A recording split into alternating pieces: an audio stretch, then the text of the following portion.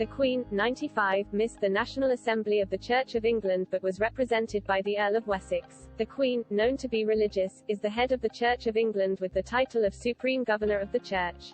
This is the first time in over 50 years of the General Synod's history that the Queen has not been present to speak to gathered bishops at clergy at Church House, which is the Church of England base at Westminster. The tradition over the past 5 decades has been that the Queen, coinciding with the diocesan elections, makes a visit to the Synod every 5 years.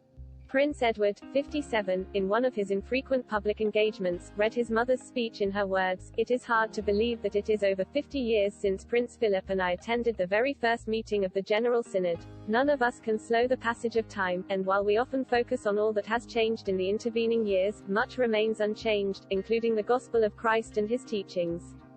With the diocesan elections postponed due to the coronavirus pandemic in 2020, it was apt that the Queen's speech addressed the impact of COVID-19 on the Church. The Earl of Wessex read, "For people of faith, the last few years have been particularly hard, with unprecedented restrictions in accessing the comfort and reassurance of public worship. For many, it has been a time of anxiety, of grief, and of weariness." He added, "Yet the gospel has brought hope, as it has done throughout the ages, and the Church has adapted and continued its ministry, often in new ways, such as digital forms of worship." The Queen's sentiments were clearly conveyed by her son despite her absence from the event, following a last-minute cancellation of her planned attendance at the Remembrance Sunday service at the cenotaph over the weekend.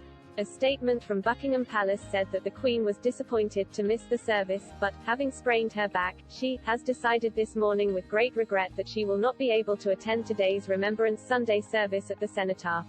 The palace had previously described Her Majesty's firm intention to attend after missing a slew of public engagements since the latter half of October. The Queen spent a night in hospital in central London on October 20, but returned home to Windsor Castle promptly after preliminary tests.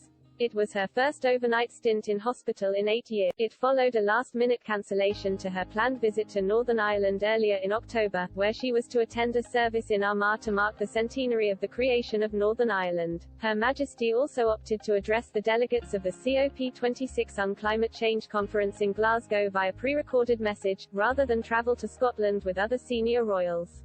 The Queen's absence at these high-profile meetings, instead represented by members of the royal family in her stead, has highlighted a pattern of senior royals stepping up and taking on increased responsibility as the Queen's health falters. Prince Edward's sister, Princess Anne, travelled to Northern Ireland in the Queen's place, and the Prince of Wales, along with Camilla, Duchess of Cornwall, and Prince Harry with the Duchess of Cambridge, made the journey to Glasgow. Prince Edward, however, has maintained a lower profile in comparison to the rest of the Queen's children. He married Sophie, Countess of Wessex, in 1999, before the Queen's son became styled as an Earl, rather than a Prince. The couple's 2 children, Lady Louise Windsor and James, Viscount Severn, therefore have not had the HRH titles to which they could be entitled, and the family have stayed away from the spotlight often shone on their senior royal relative.